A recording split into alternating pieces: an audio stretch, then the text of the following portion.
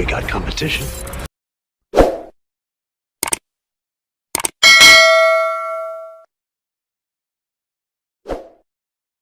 Hi hello ನಮಸ್ಕಾರ ವೀಕ್ಷಕರೇ, ನಾನು ನಿಮ್ಮ ಕಾರ್ತಿಕ್ ಮಾತಾಡ್ತಾ ಇರೋದು. Welcome back to our YouTube channel. ಇವತ್ತಿನ ವಿಚಾರ ಏನಕ್ಕೆ ಅಂತ ಗೊತ್ತಿರಬೇಕಲ್ಲ ಗುರು. ಹೌದು, ಎಲ್ಲೆಲ್ಲೂ ಹರ್ಷೋದ್ಗಾರ, ಎಲ್ಲೆಲ್ಲೂ ಸಂಭ್ರಮಾಚರಣೆ, ಎಲ್ಲರ ಕಣ್ಣಲ್ಲಿ ಆನಂದ ಬಾಷ್ಪ ಉಕ್ಕಿ ಹರಿಯುತ್ತಿರ್ಬೇಕಾದ್ರೆ ಬೇರೆ ವಿಚಾರದ ಬಗ್ಗೆ ಮಾತಾಡೋಕ್ಕೆ ಹೆಂಗಾದ್ರೂ ಮನಸ್ಸಾಗುತ್ತೆ ಗುರು. ನಮ್ಮ ಟೀಮ್ ಇಂಡಿಯಾ ನಿನ್ನೆ ತಾನೇ ವಿಶ್ವಕಪ್ ಗೆದ್ದಾಯಿತು. ಭಾರತಕ್ಕೆ 4ನೇ ವಿಶ್ವಕಪ್ ಬಂದಾಯಿತು. 2ನೇ T20 ಕಪ್ ವಿಶ್ವಕಪ್ ಗೆದ್ದಿರೋವಂಥದ್ದು ನಮ್ಮ ಭಾರತ ತಂಡ. ಹಾಗಾಗಿ ಕಂಗ್ರ್ಯಾಚುಲೇಷನ್ ಹೇಳ್ತಾ ನನ್ನ ಮಾತನ್ನು ಸ್ಟಾರ್ಟ್ ಮಾಡ್ತಾ ಇದ್ದೇನೆ. ಏನು ಮ್ಯಾಚು ಗುರು, ಸಾಕಾಗಿತ್ತು ಗುರು ಮ್ಯಾಚ್ ಮಾತ್ರ. ನಾನಂತೂ ಹೊಟ್ಟೆ ಹೋಯ್ತು ಅಂದ್ಕೊಂಡಿದ್ದೆ. ಮ್ಯಾಚು ಕೊನೆಯ 30 ಬಾಲಲ್ಲಿ 30 ರನ್ ಬೇಕಾಗಿದ್ದದ್ದು. ಆ ಟೈಮಲ್ಲಿ ಕಮ್ಬ್ಯಾಕ್ ಮಾಡಿದ್ದು ನಮ್ಮ ಟೀಮ್ ಇಂಡಿಯಾದ ಬೌಲರ್ಸ್. ನಿಜಕ್ಕೂ ಅನ್ಬಿಲಿಯಬಲ್ ಮ್ಯಾಚ್ ಅಂತಲೇ ಹೇಳ್ಬೋದು. ಎನ್ರಿಚ್ ಕ್ಲಾಸಿನವರು ಆಡಿದಂಥ ರೀತಿ ನೋಡಿದ್ರೆ ಸಖತ್ತಾಗಿ ಆಡಿದ್ರು ಮಾತ್ರ. ಟೀಮ್ ಇಂಡಿಯಾದ ಗೆಲುವಿನ ಹಾದಿಯಲ್ಲಿ ಸಾಗ್ತಾ ಇದ್ದಂಥ ಮ್ಯಾಚನ್ನು ಕಿತ್ಕೊಂಡಿದ್ದು ಎನ್ರಿಚ್ ಕ್ಲಾಸಿನವರು. 26 ಬಾಲ್ಗೆ 52 ರನ್ ಹೊಡೆದು ಆಡ್ತಾ ಇದ್ದದ್ದು. ಆ ಟೈಮಲ್ಲಿ ಹಾರ್ದಿಕ್ ಪಾಂಡ್ಯ ಅವ್ರೇನಾರ ವಿಕೆಟ್ ತಗೊಳ್ಳಿಲ್ಲ ಅವ್ರದ್ದು ಅಂತಂದರೆ ಖಂಡಿತ ಮ್ಯಾಚ್ ಹೋಗೇನೆ. ನೆನ್ನೆ ಒಟ್ಟಾರೆಯಾಗಿ ಹೇಳೋದು ಇಷ್ಟ, ಸಖತ್ತಾಗಿ ಆಡಿದ್ರು. ಕೊನೆ 5 ಓವರ್ಲಿ 30 ಬಾಲ್ಗೆ 30 ರನ್ ಬೇಕಾಗಿದ್ದಾಗ ಕಮ್ಬ್ಯಾಕ್ ಮಾಡಿದ್ದು. ನಾನು ಮ್ಯಾಚ್ ಹೋಯ್ತು ಅಂದ್ಕೊಂಡಿದ್ದೆ. ಮತ್ತು ಟೀಮ್ ಇಂಡಿಯಾ ಇಡೀ ದೇಶನೂ ಕೂಡ ಮ್ಯಾಚ್ ಈ ಸಲನೂ ಹೋಯ್ತಲ್ಲಪ್ಪ. 7 ತಿಂಗಳ ಹಿಂದೆನೂ ಏಕದಿನ ವಿಶ್ವಕಪ್ ಸೋತಿದ್ವಿ, ಈ ಸಲನೂ ಹೋಯ್ತು. ಏನಿದು ಟೀಮ್ ಇಂಡಿಯಾಗೆ ಲಕ್ಕೇ ಅಲ್ವಾ ಅನ್ನೋ ಥರ ಎಲ್ಲ ಥಿಂಕ್ ಮಾಡಿಬಿಟ್ಟಿದ್ರು. ಆದರೆ ಆ ಟೈಮಲ್ಲಿ ಕಮ್ಬ್ಯಾಕ್ ಮಾಡಿದ್ದು ಜಸ್ಪ್ರೀತ್ ಬುಮ್ರಾ 16ನೇ ಓವರ್ಲಿ ಬಂದು ಕೇವಲ 4 ರನ್ ಕೊಟ್ಟರು. ಆಗ ಕಾನ್ಫಿಡೆಂಟ್ ಬಂತು ಸ್ವಲ್ಪ ಇಂಡಿಯನ್ ಬೌಲರ್ಸ್ಗೆ. ಮತ್ತು ಇನ್ನೊಂದು ಪಾಸಿಟಿವ್ ವಿಚಾರ ಏನಪ್ಪ ಅಂತಂದರೆ 15 ಓವರ್ ಆದಾಗಲೂ ಕೂಡ 30 ಬಾಲ್ಗೆ 30 ರನ್ ಬೇಕಾಗಿದ್ದಾಗಲೂ ಕೂಡ ಯಾವೊಬ್ಬ ಇಂಡಿಯನ್ ಪ್ಲೇಯರ್ಸು ಕೂಡ ನರ್ವಸ್ ಕಾಣಿಸ್ಲಿಲ್ಲ ಅವ್ರ ಮುಖದಲ್ಲಿ. ಸಖತ್ ಕಾನ್ಫಿಡೆಂಟಾಗಿ ಇದ್ದರು. ಬಟ್ ನನಗೂ ಕೂಡ ಬಿಲೀವ್ ಇದ್ದಿದ್ದು ಒಂದೇ, ಜಸ್ಪ್ರೀತ್ ಬುಮ್ರಾ ಅವ್ರಿಗೆ ಇನ್ನೂ 2 ಓವರ್ ಇತ್ತು. ಹಾಗಾಗಿ ಇಂಡಿಯಾ ಗೆಲ್ಬೋದೇನೋ ಅಂತ ಎಲ್ಲೋ ಒಂದು ಕಡೆ ಕಾನ್ಫಿಡೆಂಟಲ್ಲಿ ನೋಡ್ತಾ ಇದ್ದೆ. ಅದೇ ಥರ ಆಗಿದ್ದು ಕೂಡ ಮ್ಯಾಚು. ಬಟ್ ಸೌತ್ ಆಫ್ರಿಕಾ ಈಸಿಯಾಗಿ ಗೆಲ್ಬೋದಿತ್ತು. ಒಂದು ಸುಲಭ ಅವಕಾಶನ ಕೈ ಚೆಲ್ಲಿದ್ರು ಅಂತ ಹೇಳಿದ್ರೆ ತಪ್ಪಾಗಲ್ಲ.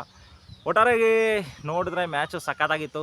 ಇಂಡಿಯಾ ಗೆದ್ದಿದ್ದು ಮಾತ್ರ ಎಲ್ಲರಿಗೂ ಖುಷಿಯಾಗಿದೆ. 130 ಕೋಟಿ ಜನರು ಸಂಭ್ರಮಾಚರಣೆ ಮಾಡ್ತಾ ಇರೋದಂತೂ ಸತ್ಯ. ಇವತ್ತು ಎಲ್ಲರ ಮನೆಯಲ್ಲೂ ಸಂತಸದ ಒಂದು ಹಬ್ಬದ ವಾತಾವರಣ ಕ್ರಿಯೇಟ್ ಆಗಿದೆ ಅಂತ ಹೇಳಿದ್ರೆ ತಪ್ಪಾಗಲ್ಲ. ಮತ್ತು ಇನ್ನೊಂದು ವಿಚಾರ ಏನಪ್ಪ ಅಂತಂದರೆ, ಹಾಗೆ 16ನೇ ಓವರ್ ಕಮ್ಬ್ಯಾಕ್ ಮಾಡಿದ್ರು. 17ನೇ ಓವರ್ಲಿ ಕೂಡ ಹಾರ್ದಿಕ್ ಪಾಂಡ್ಯ ಬಂದು ಎನ್ರಿಚ್ ಕ್ಲಾಸನ್ನು ಪೆವಿಲಿಯನ್ ಕಡೆ ಕಳಿಸಿದ್ರೆ ನೆಕ್ಸ್ಟು ಇನ್ನೂ ಭಾರತ ತಿರುಗಿ ನೋಡೋದೇ ಇಲ್ಲ. ಸೌತ್ ಆಫ್ರಿಕಾಗಂತೂ ಆಪ್ಷನ್ನೇ ಇಲ್ಲ. 18ನೇ ಓವರ್ಲು ಮತ್ತೆ ಬುಮ್ರಾ ಬಂದು ಮತ್ತೆ 2 ರನ್ ಕೊಟ್ಟರು, 1 ವಿಕೆಟ್ ತಗೊಂಡ್ರು.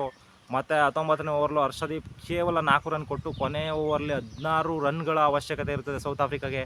ಆದರೆ ಫಸ್ಟ್ ಬಾಲಲ್ಲಿ Hardik Pandya low full toss ಆಗ್ತಾರೆ. ಆ ಬಾಲಲ್ಲಿ ಹಿಟ್ ಮಾಡಿದಂಥ ಕಿಲ್ಲರ್ ಮಿಲ್ಲರ್ ಅವರು ಸಖತ್ತಾಗಿ ಆಡ್ತಾರೆ. ಆದರೆ ಬಟ್ ಸೂರ್ಯಕುಮಾರ್ ಒಂದು ಎಕ್ಸ್ಟ್ರಾಡಿನರಿ ಕ್ಯಾಚ್ ಹಿಡಿಯೋದ್ರ ಮೂಲಕ ಭಾರತಕ್ಕೆ ಅಲ್ಲೇ ಗೆಲುವು ಖಾತ್ರಿ ಆಗುತ್ತೆ.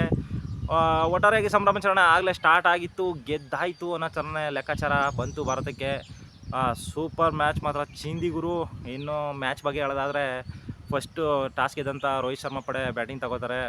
ಬ್ಯಾಟಿಂಗ್ ತಗೊಂಡು ರೋಹಿತ್ ಶರ್ಮಾ ಅವರಿಂದ ಯಾವುದೇ ರೀತಿ ಕಾಂಟ್ರಿಬ್ಯೂಷನ್ ಬರೋದಿಲ್ಲ. ಮತ್ತು ಇನ್ನು ರಿಷಬ್ ಪಂತ್ ಕೂಡ ಡಕ್ಔಟ್. 2 ಬಾಲು ಒಂದೇ ಓವರ್ಲಿ ಯಾರೋ south African spinner 2 wicket double effect ಕೊಡ್ತಾರೆ ಭಾರತಕ್ಕೆ. ರೋಹಿತ್ ಶರ್ಮಾ ಮತ್ತು ಪಂತನ ಪೆವಿಲಿಯನ್ಗೆ ಕಳಿಸಿ ಇನ್ನು 3ನೇ ವಿಕೆಟಾಗಿ ಕೂಡ ಸೂರ್ಯಕುಮಾರ್ ಯಾದವ್ ಕೇವಲ 2 ರನ್ ಕಳಿಸ್ತಾರೆ. ಆದರೆ ನನಗೆ ಯಾವುದೇ ರೀತಿ ಕೂಡ ನರ್ವಸ್ ಆಗಲಿಲ್ಲ. ಯಾಕೆಂತಂದರೆ ನಾನ್ ಸ್ಟ್ರೈಕರ್ಲಿ ಇದ್ದಿದ್ದು ನಮ್ಮ ಕಿಂಗ್ ಕೊಹ್ಲಿ. ಏನು ಆಟ ಆಡ್ತಾರೆ ಗುರು, ಸಖತ್ತಾಗಿ ಆಡಿದ್ರು ಗುರು. ಇದುವರೆಗೂ 76 ರನ್, ಅಂದರೆ ಈ ಮ್ಯಾಚಲ್ಲಿ 76 ರನ್ ಆಡಿದ್ದು. ಅದಕ್ಕೂ ಮುಂಚೆ 76 ರನ್ನ ಟೂರ್ನಮೆಂಟಲ್ಲಿ ಕೂಡ ಗಳಿಸಿರಲಿಲ್ಲ. ಫೈನಲ್ ಮ್ಯಾಚಲ್ಲಿ ಬಂದಿದ್ದಂಥ 4 ಅನ್ಬಿಲಿಯಬಲ್, ಅಮೇಝಿಂಗ್ ಅಂತಲೇ ಹೇಳ್ಬೋದು. ಅದಕ್ಕೆ ಅವ್ರನ್ನ ಕಿಂಗ್ ಕೊಹ್ಲಿ ಅಂತ ಕರೆಯೋದು ಎಲ್ಲರಿಗೂ ಗೊತ್ತೇ ಇದೆ. ಆ ಒಂದು 4 ಮತ್ತು ಅಕ್ಷರ್ ಪಟೇಲ್ ಆಡಿದ್ದು ಕೂಡ ಸೂಪರ್ವಾಗಿತ್ತು. 47 ರನ್ಗಳ ಕಾಂಟ್ರಿಬ್ಯೂಷನು. ಸಖತ್ ಪಾರ್ಟ್ನರ್ಶಿಪ್ ಕೊಹ್ಲಿ ಮತ್ತು ಇವರು ಅಕ್ಷರ್ ಪಟೇಲು. ಮತ್ತು ಇನ್ನು ಅದಾದಮೇಲೆ ಶಿವಮ್ ದುಬೆ ಕೂಡ ಟೂರ್ನಿಯಲ್ಲಿ ಅಂತ ಆಟ ಕಂಡು ಬಂದಿರಲಿಲ್ಲ. ಫೈನಲ್ ಆಡಿದ್ದು ನಿಜಕ್ಕೂ ಒಂದು ಒಳ್ಳೆ ನಾಕ್ ಅಂತಲೇ ಹೇಳ್ಬೋದು. ಟೋಟಲಾಗಿ ಬ್ಯಾಟಿಂಗ್ ಅಂತೂ ಸೂಪರ್ವಾಗಿತ್ತು. 176 ಟೋಟಲ್ ರನ್ ಗಳಿಸಿದ್ರು. ಒಂದು ಕಾಂಪಿಟೇಟಿವ್ ಸ್ಕೋರ್ ಅಂತಲೇ ಹೇಳ್ಬೋದು ಆ ಒಂದು ಪಿಚ್ನಲ್ಲಿ. ಮತ್ತು ಸೌತ್ ಆಫ್ರಿಕಾ ಸ್ಟಾರ್ಟಿಂಗ್ 2 ವಿಕೆಟ್ ಕಳ್ಕೊಂಡ್ರು ಕೂಡ ಮತ್ತೆ ಕಮ್ಬ್ಯಾಕ್ ಮಾಡಿದ್ದು. ಟ್ರಿಸ್ಟನ್ ಸ್ಟಬ್ಸ್ ಮತ್ತು ಡಿಕಾಕ್ ಅವರು ಒಳ್ಳೆ ಪಾರ್ಟ್ನರ್ಶಿಪ್ ಆಡ್ತಾರೆ. ಮತ್ತು ಅದು ಅಕ್ಷರ್ ಪಟೇಲ್ ಅಲ್ಲಿ ಬ್ರೇಕ್ ಥ್ರೂ ಕೊಡ್ತಾರೆ.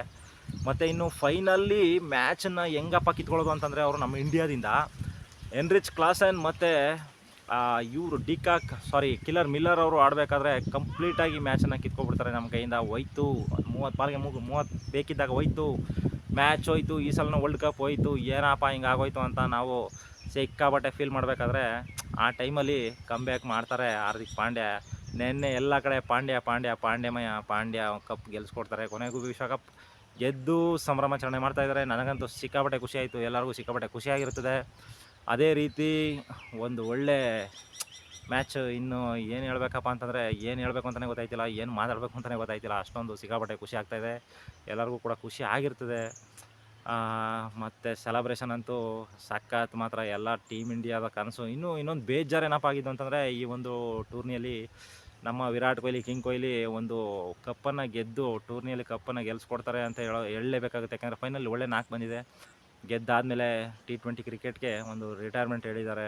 ನಿಜಕ್ಕೂ ಬೇಜಾರಾಯಿತು. ಒಟ್ನಲ್ಲಿ ಇನ್ನೊಂದು ಏನಪ್ಪ ಅಂತಂದರೆ, ಸರಿಯಾದ ಟೈಮಲ್ಲಿ ರಿಟೈರ್ಮೆಂಟ್ ಕೊಟ್ಟಿರೋಂಥದ್ದು. ಯಾಕೆಂತಂದರೆ ಯೂತ್ಸು ಆಡಲಿ ಅಂತ ಅವರೇ ಹೇಳ್ತಾರೆ, ಯೂತ್ಸು ಆಡಲಿ, ಇನ್ನೂ ಅವ್ರಿಗೆ ಅವಕಾಶ ಸಿಗಲಿ, ಹಾಗಾಗಿ ನಾನು ರಿಟೈರ್ಮೆಂಟ್ ಕೊಡ್ತಾಯಿದ್ದಾರೆ ಅಂತ ಹೇಳ್ಬಿಟ್ಟು ರಿಟೈರ್ಮೆಂಟ್ ಕೊಟ್ಟಿದ್ದು ಅವರು.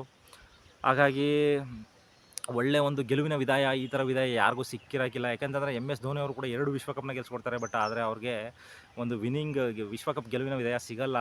ಹಾಗಾಗಿ ಈ ಟೈಮಲ್ಲಿ ಅವರು ರಿಟೈರ್ಮೆಂಟ್ ಅನೌನ್ಸ್ ಮಾಡಿದ್ದು ನಿಜಕ್ಕೂ ಕ್ಲೆವರ್ ಡಿಸಿಷನ್ ಮತ್ತು ಒಂದು ಒಳ್ಳೆ ಡಿಸಿಷನ್ ಅಂತಲೇ ಹೇಳ್ಬೋದು. ಮತ್ತು ರೋಹಿತ್ ಶರ್ಮಾ ಅವರು ಕೂಡ ಆಲ್ಮೋಸ್ಟ್ ಅವ್ರ ಒಂದು ಜರ್ನಿನೂ ಮುಗ್ದಂಗೆ. ಇನ್ನು ಅವರು ಏಕದಿನ ವಿಶ್ವಕಪ್ ಮತ್ತು ಟೆಸ್ಟ್ ಬಗ್ಗೆ ಕಾನ್ಸಂಟ್ರೇಟ್ ಮಾಡಬೇಕಾಗುತ್ತೆ. ಇಬ್ಬರು ಪ್ಲೇಯರ್ಸ್ ಕೂಡ. ಇನ್ನು ಸೀನಿಯರ್ ಜಡೇಜಾ ಕೂಡ ಅವ್ರದ್ದು ಒಂದು ಇಲ್ಲಿ ಮುಗ್ದಂಗೆ ಅಂತ ಅನಿಸುತ್ತೆ, ಅವ್ರ ಒಂದು ಕೆರಿಯರು T20ಯಲ್ಲಿ. ಟೋಟಲಿ ಹೇಳೋದಿಷ್ಟೇ, ಒಟ್ಟಾರೆಯಾಗಿ ಫೈನಲ್ನಲ್ಲಿ ಗೆದ್ದಂಥ ಭಾರತ ತಂಡಕ್ಕೆ ಕಂಗ್ರ್ಯಾಚುಲೇಷನ್ ಹೇಳ್ತಾ ನನ್ನ ಮಾತನ್ನು ಮುಗಿಸ್ತಾ ಇದ್ದೇನೆ. ವಿಡಿಯೋ ಇಷ್ಟ ಆಗಿರ್ತದೆ ಅನ್ಕೋತೀನಿ. ಹೀಗೆ ಹೆಚ್ಚಿನ ವಿಡಿಯೋಗಾಗಿ ನಮ್ಮ ಚಾನಲ್ನ ಸಬ್ಸ್ಕ್ರೈಬ್ ಮಾಡಿ, ಈ ವಿಡಿಯೋನ ಲೈಕ್ ಮಾಡಿ, ಶೇರ್ ಮಾಡಿ, ಕಮೆಂಟ್ ಮಾಡಿ ಅಂತ ಹೇಳ್ತಾ ನನ್ನ ಮಾತನ್ನು ಮುಗಿಸ್ತಾ ಇದ್ದೇನೆ. Thank you very much. ಧನ್ಯವಾದಗಳು.